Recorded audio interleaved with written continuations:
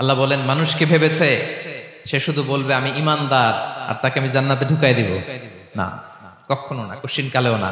আমাদের জীবনে যত হতাশা, আমাদের জীবন নিয়ে যত অভিযোগ, আমাদের মনে যত কষ্ট, আমাদের হৃদয়ের ভেতরে যত অস্থিরতা, তার মূলে হচ্ছে এই সমস্যা যে আমরা ভুলেই গেছি আমরা পরীক্ষা দিতে আসছি। ফিচার হচ্ছে এখানে বিপদ থাকবে, বিপদ ছাড়া কেউ থাকবে না। স্ট্রাগল থাকবে, কষ্ট থাকবে, ঝুঁকি থাকবে, রিস্ক থাকবে, এবং নানা ধরনের বিপদ আপদ দিয়ে আল্লাহ তাআলা আমাদেরকে পরীক্ষা করবেন। এটা মাস্ট, এটা আমাদের মাইন্ডসেটে নিয়ে নিতে হবে। মাইন্ডসেটে এটা ক্লিয়ার থাকতে হবে। চিরসুখ চিরশান্তি এই দুনিয়াতে মিলবে, কোথায় মিলবে তাহলে? এটা তাহলে বিপদ আসবেই, আপদ আসবেই, পরীক্ষা থাকবেই আমাদের জীবনে। তবে ইন্টারেস্টিংলি মজার বিষয় হচ্ছে পরীক্ষাটা এক একজনের এক এক রকম। পুরো পৃথিবীটা একটা পরীক্ষা ক্ষেত্র, কিন্তু কারো প্রশ্নপত্রের সাথে কারো প্রশ্নপত্রের কোনো মিল নাই। সুবহানাল্লাহ।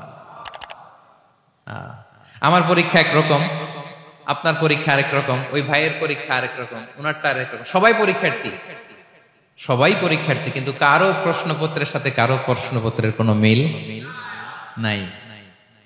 কারো জন্য পরীক্ষা হচ্ছে সে খুব অসুস্থ, প্রচন্ড অসুস্থতা, তার জন্য পরীক্ষা। ক্যান্সারের রোগী, দুরারোগ্য ব্যাধি, ডক্টর বলছে 4th স্টেজে চলে আসছে, কয়েক মাস বাঁচতে পারে, এটা তার জন্য পরীক্ষা। আবার কারো দেখবেন যে খুব একটা অসুস্থতা নাই, অসুস্থতার ঝামেলা নাই, কিন্তু তার দারিদ্রতা আছে, তার আর্থিক অনটন, এটা তার জন্য পরীক্ষা। আবার কারো দেখবেন অসুস্থতাও নাই, দারিদ্রতাও নাই, তার দাম্পত্য জীবনের সমস্যা আছে না নাই? অনেকের দেখবেন এগুলো কোনোটাই সমস্যা না, তার ছেলে কথা শোনে না, মাদকাসক্ত। আহা, মাদকাসক্ত, রিহ্যাবে পাঠায়, আবার আসে, আবার গাঁজা খাওয়া শুরু করে, আছে না নাই বলেন? দেখেন তার পরীক্ষাটা আবার আলাদা। অনেকের দেখবেন মেয়ে বাবার কথা শোনে না। আবার অনেকের দেখবেন যে ব্যবসায় সমস্যা, লসের পর লস, লাভ উঠাতে পারে না।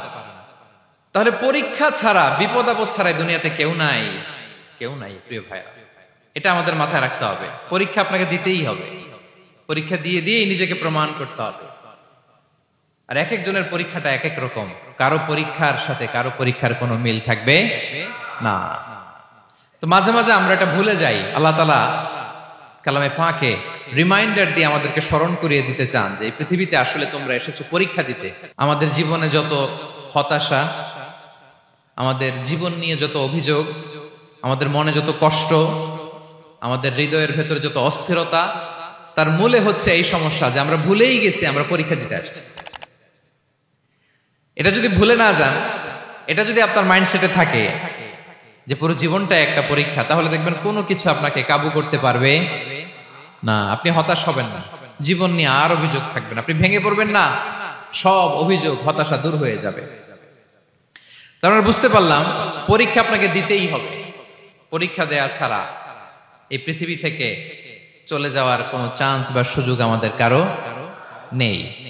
সূরাতুল আনকাবুতে আল্লাহ তাআলা এই কথাটা আরো চমৎকার ভাবে বলেছেন। আল্লাহ তাআলা ইরশাদ করছেন, আহাসিবান নাসু আইয়ুতরাকু আইয়াকুলু আমান্না ওয়া হুম লা ইফতানুন ওয়ালাকাদ ফালা ইয়ালামান্নাল্লাহু আল্লাযীনা সাদাকু ওয়া লা ইয়ালামান্নাল কাযিবিন। আল্লাহ বলেন মানুষ কি ভেবেছে সে শুধু বলবে আমি ইমানদার আর তাকে আমি জান্নাতে ঢুকাই দিব? না, কখনো না, কোশ্চিন কালেও না। বরং পূর্ববর্তী কালে যারা পৃথিবীতে এসেছিল তাদেরকে আমি পরীক্ষায় নিয়েছি, পরীক্ষা করেছি, এবং তাকেও ইমানের প্রশ্নে সে সত্যবাদী না মিথ্যাবাদী পরীক্ষা দিয়ে দিয়ে নিজেকে প্রমাণ করতে হবে। ঠিক কিনা বলেন? পরীক্ষা দিয়ে আপনাকে প্রমাণ করতে হবে। এবং এই পরীক্ষার ব্যাপারটা, এটা যে শুধু আমরা সাধারণ মানুষ আমাদের জীবনে দুঃখ বিপদ পরীক্ষা এমনটা না।